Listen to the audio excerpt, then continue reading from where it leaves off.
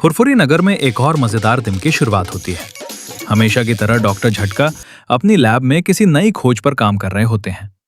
कई दिनों की मेहनत के बाद आखिरकार उनकी नई मशीन तैयार हो जाती है। इस बार उन्होंने एक ऐसा रोबोटिक फैन बनाया था जो साधारण पंखे से बिल्कुल अलग था। डॉक्टर झटका खुशी खुशी मोटू और पतलू को अपनी लैब में बुलाते हैं। दोनों वहां पहुंचते हैं तो देखते हैं कि मेज पर एक अजीब सा पंखा रखा हुआ है। डॉक्टर झटका मुस्कुराते हुए कहते हैं, देखो, ये कोई आम पंखा नहीं है। ये बिना बिजली के भी चलता है।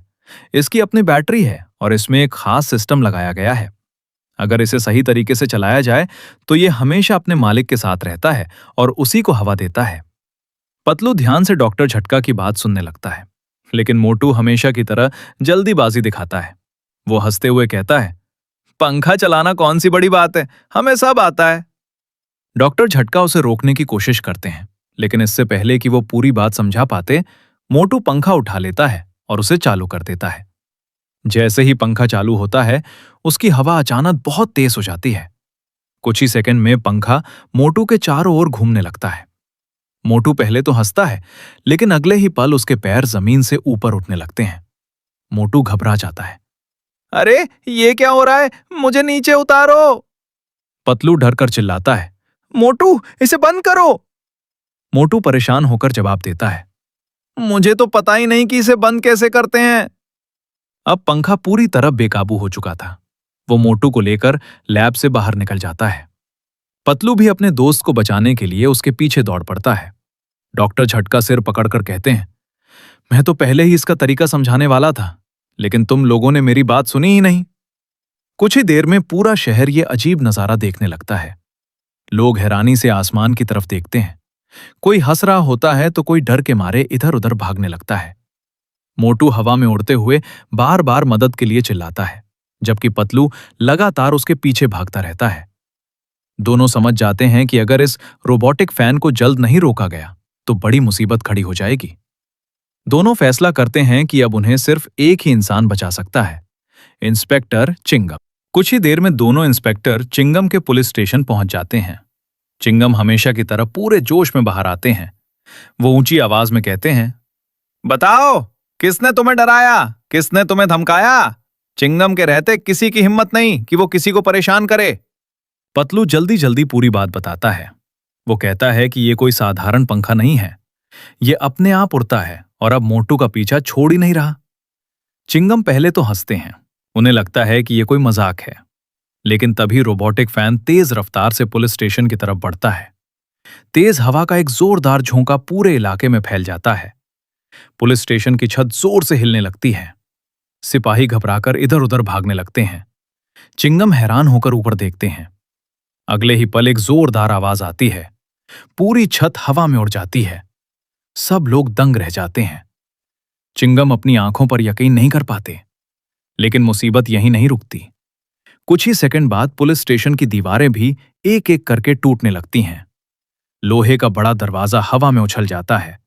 कुर्सियां, मेजें, फाइलें और अलमारियां चारों तरफ उड़ने लगती हैं। सिपाही अपनी टोपियां पकड़कर भागते हैं। चिंगम पूरी ताकत से सबको संभालने की कोशिश करते हैं, लेकिन तेज हवा के सामने कोई टिक नहीं पाता। कुछ ही पलों में पूरा पुलिस स्टेशन हवा में उड़ जाता है। चिंगम, सिपाही, मोटू और पतलू सब हवा में उड़ रहे होते हैं। पूरे फुरफुरी नगर के लोग ये नजारा देखकर हैरान रह जाते हैं। उसी समय डॉक्टर झटका वहां पहुंचते हैं। वो गहरी सांस लेते हुए कहते हैं, मैं तो शुरू से ही समझा रहा था कि पहले इसकी पूरी जानकारी सुन लो, लेकिन तुम लोगों ने मेरी एक भी बात नहीं सुनी। पतलू उम्मीद से पूछता है, क्या इसकी बैटरी खत्म हो जाएगी? डॉक्टर झटका सिर हिलाते हुए कहते हैं, नहीं, यही इसकी सबसे बड़ी ताकत है। ये चलते चलते अपनी बैटरी खुद ही चार्ज कर लेता है, इसलिए ये अपने आप बंद नहीं होगा। ये सुनते ही सबके चेहरे पर चिंता साफ दिखाई देने लगती है। अब सभी के मन में सिर्फ एक सवाल था, आखिर इस रोबोटिक फैन को रोका कैसे जाए? चारों तरफ अफरा तफरी मची हुई थी। तेज हवा लगातार चल रही थी। कोई भी समझ नहीं पा रहा था कि आखिर इस रोबोटिक फैन को कैसे रोका जाए। इंस्पेक्टर चिंगम गुस्से में फैन की तरफ देखकर चिल्लाते हैं, रुक जाओ, मैं कानून का आदेश देता हूं। लेकिन फैन पर उनकी बात का कोई असर नहीं होता। वो पहले की तरह तेजी से घूमता रहता है। डॉक्टर झटका अचानक कुछ सोचते हैं। उन्हें अपनी मशीन की सबसे जरूरी बात याद आती है। वो जोर से कैंडिडेट्स या सुनो, ये फैन सिर्फ मोटू का पीछा कर रहा है। अगर किसी तरह इसका ध्यान मोटू से हट गया तो ये अपने आप बंद हो जाएगा। पतलू तुरंत सोचने लगता है। फिर वो मोटू से कहता है, मोटू, सामने जो तालाब है उसमें कूद जाओ, पानी के अंदर छिप जाओ, शायद फैन तुम्हें ढूंढ ना पाए।